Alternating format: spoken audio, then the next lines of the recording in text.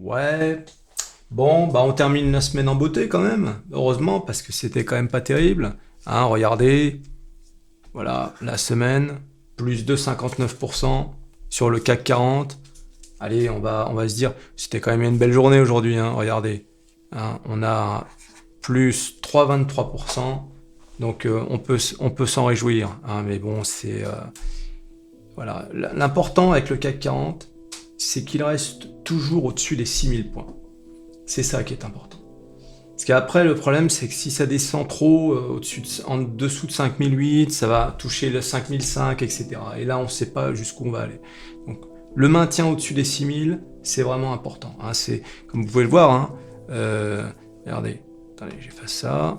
Vous pouvez le voir là, depuis le 1er janvier, on est à moins 15%.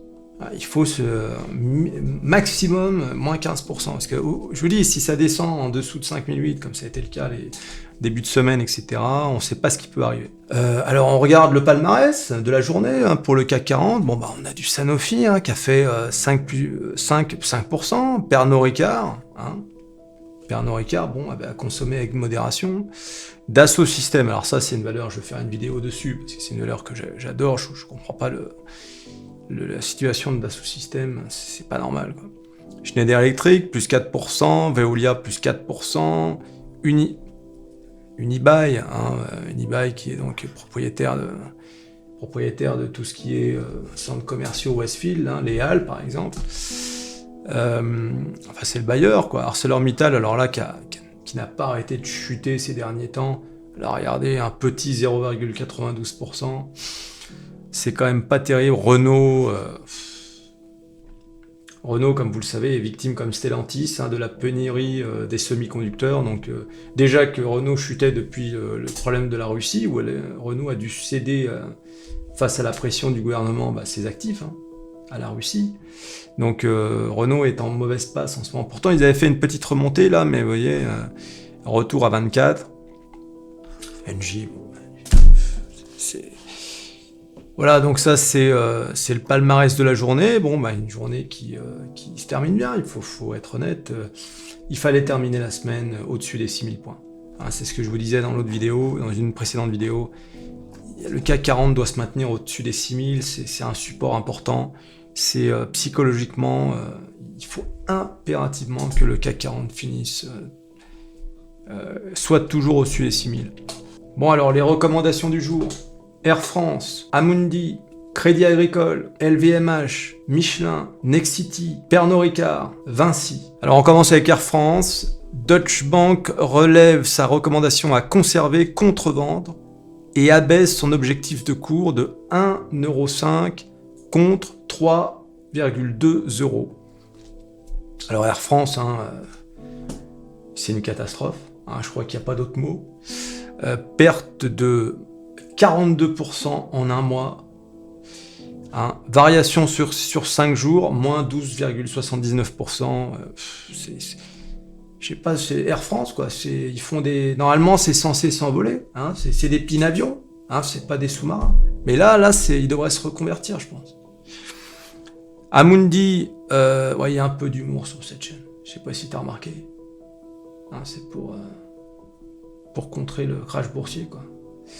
Amundi, JP Morgan abaisse son objectif de cours à 70 € contre 79 €.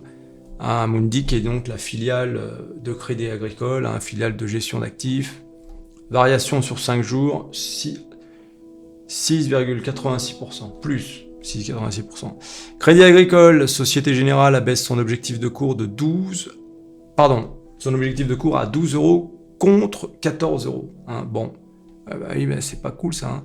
Crédit Agricole qui perd 26% depuis le début de l'année et qui a légèrement perdu 0,30% sur 5 jours.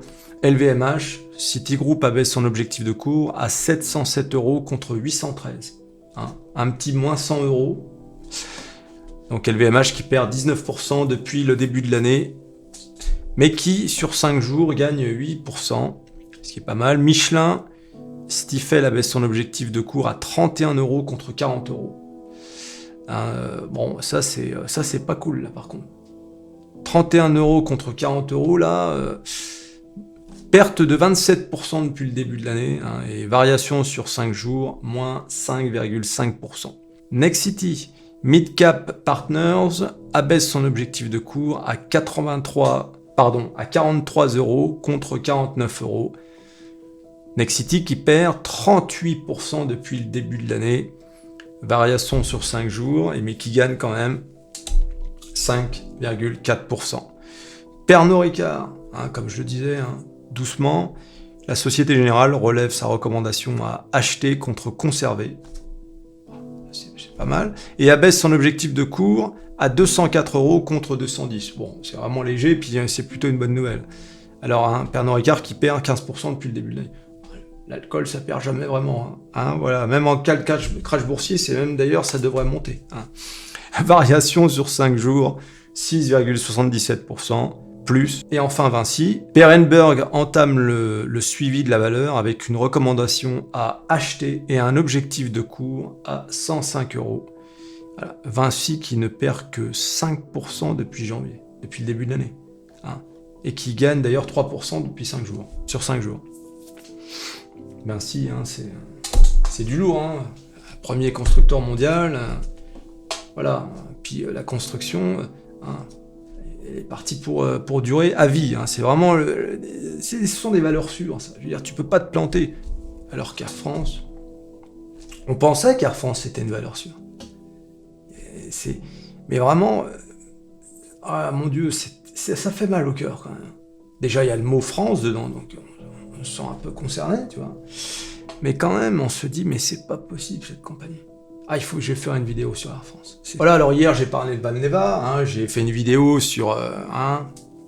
comme quoi, Valneva avait gagné 90% en 5 jours. Hein. Regardez cette vidéo, parce que je parle aussi du truc qui est pas très clair quand même, avec Pfizer, etc. Regardez là cette vidéo, très intéressant. Aujourd'hui, les gens ont pris leur profit, moins 11%. Hein, donc normal, qu'est-ce que vous voulez? On va regarder. Voilà, donc Valneva, hein, moins 11%, on était à 14 et quelques euros, et maintenant on est à 12,65. Bon, ça c'était sûr, hein, avec une telle remontée, qu'en fin de semaine, hein, les gens allaient prendre un peu de profit, c'est normal. L'important, c'est la semaine prochaine. Est-ce qu'on va consolider? C'est ça l'important. Ou est-ce que, comme d'habitude, comme souvent avec Valneva, une bonne nouvelle et puis on redescend? Je pense que la semaine prochaine devrait être une meilleure semaine, puisque entre-temps, à la clôture, on a appris que, regardez, le vaccin contre le Covid-19 de Valneva reçoit une autorisation de mise sur le marché en Europe. Ça veut dire que, hier, je vous disais que c'était une recommandation. Là, c'est plus qu'une recommandation. Là, c'est vraiment l'autorisation de mise sur le marché. Donc, l'AMM est officielle maintenant. Voilà, c'était le petit brief rapide de fin de semaine. Eh bien, je vous donne rendez-vous sur la prochaine vidéo. Abonne-toi, like, le truc habituel. Allez, un bon week-end. À plus.